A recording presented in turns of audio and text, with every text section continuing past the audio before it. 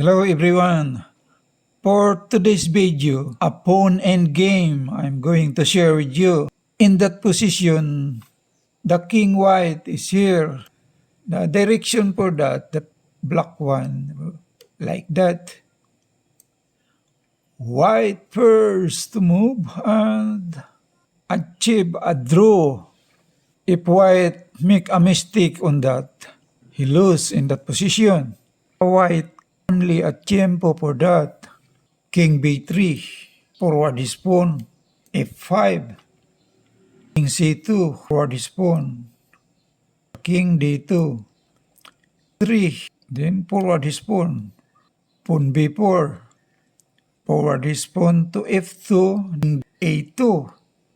So that is a draw. Congressman Rhodes voted for the impeachment of the Vice President. Ikaw naman did not sign the impeachment complaint. Paliwanag mo nga bakit? Una, kami sir ni Congress Gutierrez, magkaibigan, magkasama. Walang sama ng loob sa ginawa ninyo. Nire-respeto namin ang isa't isa. Kung ano opinion niya, position niya. Wala kaming pakialaman. Pareha kaming may talento, may kakayan, may position, may paninindigan. Bakit si Colonel Bosita hindi pumirma sa impeachment ni VP Sara? Objective. One, nagkandak na investigation ang House of Representatives. Yung quadroom. Yes. Investigation in aid of legislation. Ibig sabihin, kung may nakitang problema, tanong, baka naman may iba pang problema. Confidential funds. Hindi naman Office of the Vice President lamang. So meaning, kailangan, may nakita kang problema, magsulong ka ng batas na mariresolve yung problema. Why? O sige, assuming, ipa-impeach natin si Vice President Sara, na-resolve ba yung problema? Makikinabang ba ang taong bayan? Hindi makikinabang ang taong bayan. Kaya po, tayo ay naninindigan na hindi tayo pumapabor sa impeachment. Okay, linawin natin, hindi po kayo bata ng mga Duterte. Binanggit nyo kanina sa akin, hindi po, magkaibigan ba kayo, sanggan dikit ba kayo ng mga Duterte, o hindi nyo sila nakilala? Kilala ko lang ang mga Duterte. Sa pangalan? Opo. Pero as in personal na close? Wala po.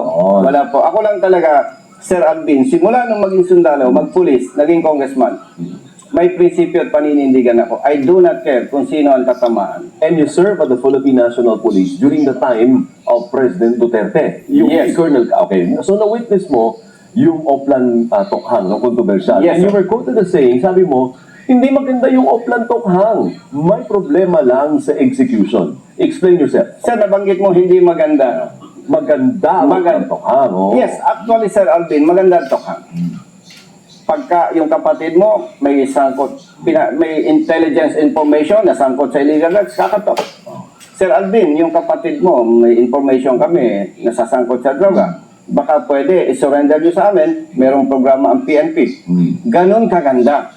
Ang problema, Hindi ganun ang pagkakita. hindi na-implement ng tama. Sino may kasalanan nun?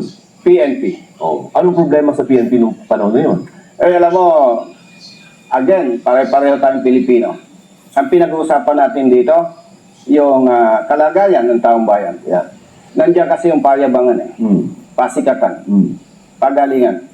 Kaya ang nangyayari, nasasakripisyo ang maliliit nating mga kababayan. Bakit Sir Alvin, sinasabi ko yan, hindi man pwedeng magsalita ako sa iyo, baseless.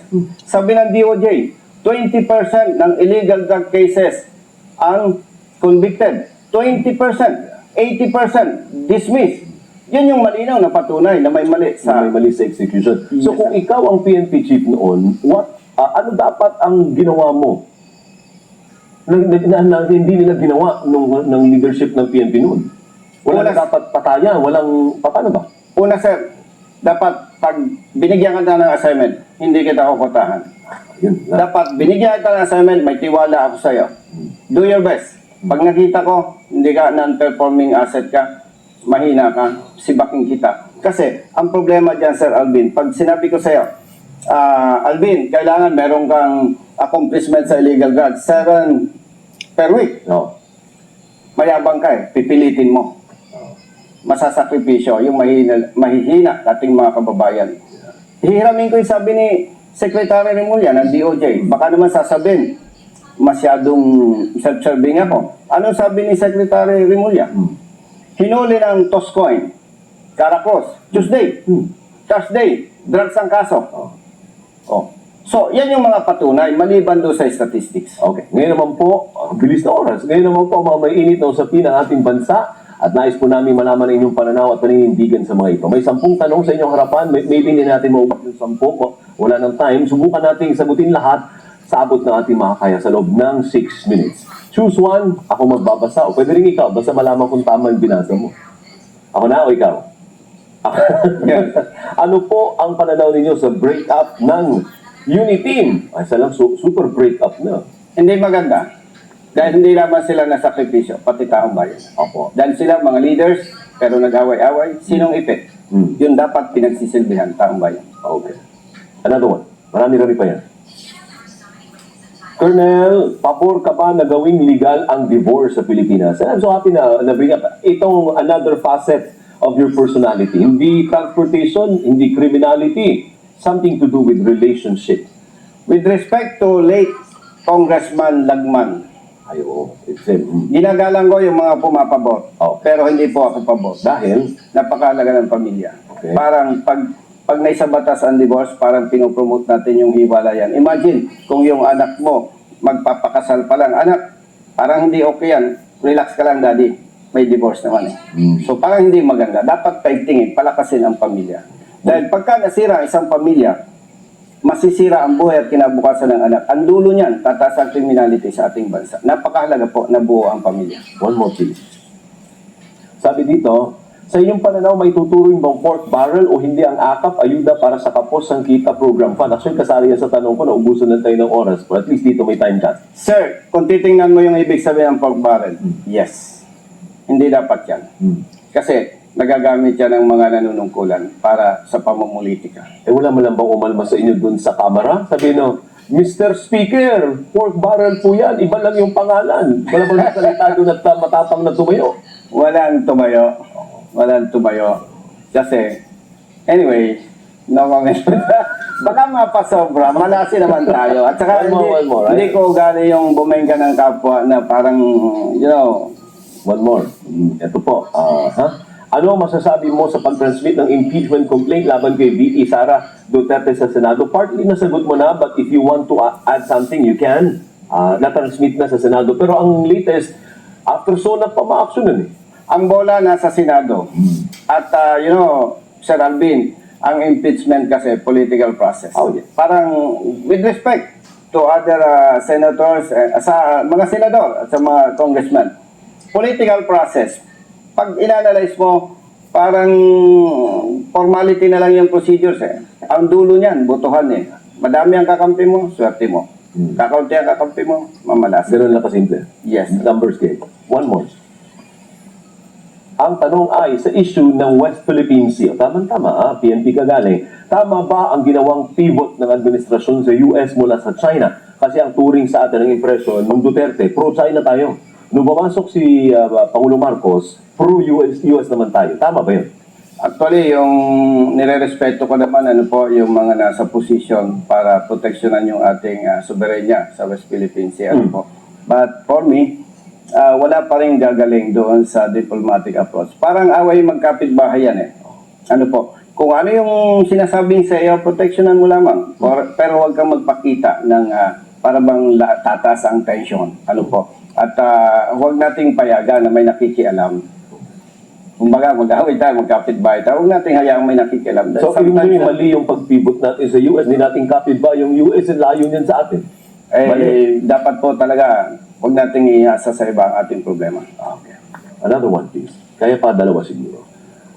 Sang-ayon ka ba na kailangang humarap ni dating Pangulong Rodrigo Duterte sa International Criminal Court kaugnay sa Tokhang? No, Sir Alvin. Why? Pag ako, hingi ako ng konting extension. Ang sabi ng Pangulo, pag lumaban, patayin. Tama naman. Now, inutos ba ng Pangulo na kahit hindi lumaban, patayin? Bigyan po kayo ng simple example. Kian de los Santos sa Caloocan. Buhay, pinatay, ang pulis, kinasuhan, na-dismiss, nakulong. Si President Duterte, hindi nakaalam. Jimboy, nang nabutas, pinatay ng mga pulis, kinasuhan, na-dismiss, nakulong ang mga pulis. Ibig sabihin, ako bilang pulis, katulad ng nabanggit ko po, hindi ako malapit sa Duterte. Walang ganong utos. So, anong dapat? Hindi dapat natin i-invite ang ICC. Kumbaga, yung problema natin, kaya pa eh. Dapat, panagutin ang pulis kung nagkasala sila. I think one more, kaya Huwag tayong umasa sa iba. Okay. Insulto kasi sa atin kung tayo ay tatawag pa ng iba. Paano mapahusay ang kalidad ng edukasyon sa Pilipinas? Another facet of your personality na kailangan malaman ng tao, education. Sir, number one problema, kulang sa buildings, sa eskwelahan. Paano? Yung aking pamangkin nga, bata pa lang, alas 4 ng madaling araw gumigising, alas 5 alis sa ng bahay para pumasok sa eskwela. Kasi nagsishare ng room. Yes. So nasasakripisyo yung mga bata. At saka kalidad. Ano ka, Sir Alvin? Kung bata ka, puyat ka, nag-aral ka, gigising ka ng maaga na dapat sana tulog ka pa. Nasasacrifice ang education. And aside from that, mapera tayo. Lumolobo ang ating pera. Pero hindi nagagamit sa tamang pamamaraan. That is corruption. Yan yung dapat nating tingnan. We will give you a chance now to give your final statement, Colonel. Bakit po kayo karapat-dapat na mahalal bilang senador?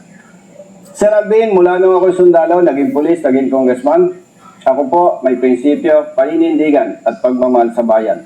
At nananatili po na yun ang gagawin ko at titiyakin ko po na sa bawat issue, higit kong papahalagaan ang taong bayan, hindi ang aking kasama o ang sino man.